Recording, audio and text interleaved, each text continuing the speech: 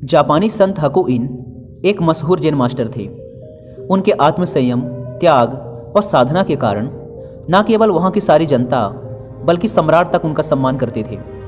एक बार राजा का सेनापति उनके दर्शन करने आया। दर्शन करने के पश्चात उसने संत से एक विचित्र प्रश्न किया। उसने पूछा, महाराज, यह बताइए कि क्या स्वर्ग और नरक का अस्तित्व वास्तव में है या वह केवल कल्पना मात्र और लोगों को डराने का ही एक साधन है। मास्टर हकुइन पहले तो एकटक उसकी ओर देखते रहे। फिर उन्होंने उससे पूछा, अच्छा, पहले यह बताओ कि तुम काम क्या करते हो। सेनापति ने गर्व भरे स्वर में उत्तर दिया, मैं एक सेनापति हूँ। संत हकुइन ने शांत स्वर में कहा, क्या कहा? तुम एक सेनापति हो? पर शक्ल से तो तुम किसी भिखारी जैसे लगते हो। जिसने भी तुम्हें सेनापति बनाया है वह अव्वल दर्जे का बेवकूफ़ मालूम पड़ता है।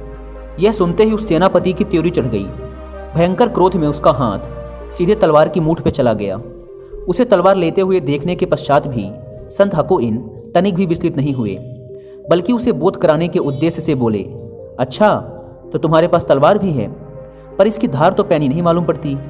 फिर इससे मेरा सिर उड़ाओगे कैसे? मेरी मानो तो तुम्हें कोई दूसरी तलवार लेनी चाहिए। हकुइन के इन शब्दों ने आग में घी का काम किया। सेनापति का क्रोध सातवें आसमान पर पहुंच गया। उसने झट से तलवार मयान से बाहर निकाल ली। तभी संत प्रेम से बोले, लो, अब नरक के द्वार खुल गए। उनकी वाणी की अपूर्व तेज और निर्भीकता को देखकर वह नतमस्तक हो गया। उनकी बात पूरी होने से पहले ही उसने अपनी तलवार वापस मयान में रख ली। क्रोध की वह प्रचंड अग्नि जो अपमान से एकदम भड़क उठी थी, अब विवेक के शीतल जल से शांत हो गई थी। सेनापति की तलवार मयान में रखते ही संत हकुइन बोले, लो, अब स्वर्ग के द्वार खुल गए। मास्टर हकुइन के शब्दों में छिपा ज्वलंत सत्य उस सेनापति को अब समझ में आ चुका था।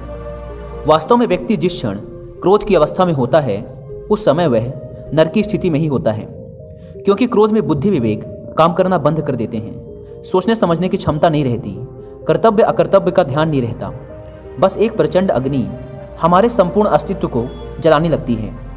क्रोध में हम दूसरों का जितना अहित करते हैं उससे कहीं अधिक अहित स्वयं का कर बैठते हैं। यह एक नांग की तरह हमें ही डसता रहता है।